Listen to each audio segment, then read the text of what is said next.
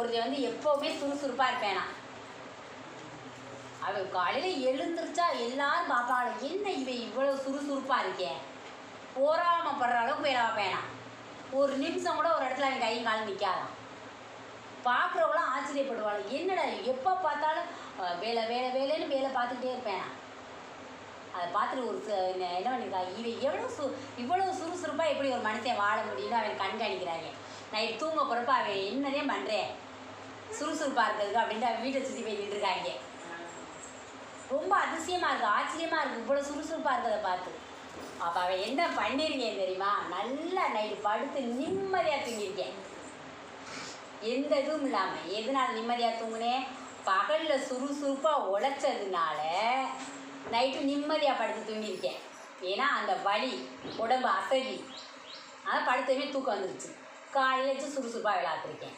நம்ம ஒரு சிலர் என்ன பண்ணுவோம்னா, பகலில் நல்லா சாப்பிட்டு படுத்து தூங்குறது, நைட்டில் தூக்கம் வரலைன்னு அங்கிட்டு திரும்பி படுக்கிறது, இங்கிட்டு திரும்ப. ஒரு சிலர் கேளுங்க, எனக்கு நைட்டு தூக்கமே இல்லை, நான் பகலில் தூங்கினேன் அதனால் நைட்டு தூக்கம் இல்லை. முடிஞ்ச வரை மனுஷன் வந்து பகலில் வந்து எப்போவுமே சுறுசுறுப்பாகவே இருக்கணுமா.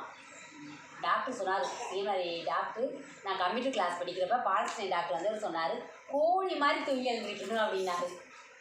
10 நிமிஷம்தே நம்ம கண்ணு உறங்கணுமா பகலில் தூக்கம், அது மாதிரி தூங்கக்கூடாதான். தூங்கினா ஆயுள் குறையுமா, பகலில் தூங்கினா ஆயுள் குறையுமா.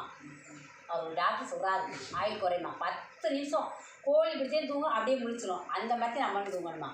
அதனால் நம்ம எல்லோரும் முடிஞ்ச வரையும் நம்ம வீட்டில் நிறையா வேலை இருக்குது. நம்ம வேலைக்கே போகலைனாலும் வீட்டில் எவ்வளோ வேலை இருக்குது. செல்ஃபில் துணிமணி சுத்தப்படுத்தலாம், பாத்திரத்தை கழுவி நீட்டாக அடுக்கி வைக்கலாம். கிச்சனுக்குள்ளே போனால் எவ்வளோ முச்சுரு வேலை பார்த்தாலும் மறுநாள் குப்பை சதி ஆயிடும். அதனால் விடிஞ்சது நம்மளுக்கு பார்க்க நிறையா சுறுசுறுப்பாக பார்க்க வேலை இருக்குது. சோம்பேறித்தனம் இல்லாமல் சுறுசுறுப்பாக இருந்தால் உடம்புக்கும் ஆரோக்கியம், உள்ளத்துக்கும் ஆரோக்கியம். நம்ம எதையுமே சிந்திக்க மாட்டோமா. வேலை பார்த்துக்கிட்டே இருங்களே, மற்ற சிந்தனை வராது. சும்மா உட்காந்துருங்க, எதையாச்சும் யோசிக்கணும். இந்த மூளை யோசிக்க மாட்டேதா. இதே போயிட்டு நமக்கு பிடிச்ச வேலையை ஒரு ஜாக்கெட் தைக்கலாம், மைண்டு அதில் போயிடும். இந்த ஜாக்கெட்டை தைக்கணும், இது எப்படி தைக்கணும் அந்த ஞாபகந்தே வரும். ஒரு ப்ளவுஸ் செய்யலாம், 2 பாசியை வாங்கிக்கிட்டு ஜாக்கெட்டில் ஒரு இந்த ஊசி இருந்தால் போதும், அது ஒரு டிசைன் பண்ணால் அதில் போயிடும் மைண்டு. ஏன்னா அந்த டென்ஷன் ஆகிறவங்களுக்காக.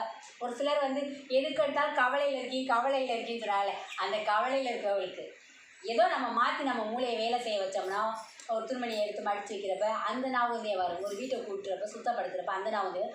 மற்ற சிந்தனை மற்ற கவலைசனம்லாம் நமக்கு இருக்குன்னு சொல்கிறோம்ல, அதெல்லாம் எதுவும் வராது.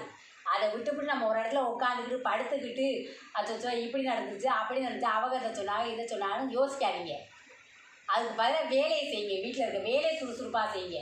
எப்பயுமே நம்ம வீட்டை சுத்தமாக வச்சுக்கணும்னு சொல்லிட்டு பண்ணினா எவ்வளவோ வேலை. ஒரு நாளைக்கு விடிஞ்சு 6 மணிக்கு இருந்துச்சா தூங்குற வரை நம்ம வீட்டில் வேலை ஆகலாம்.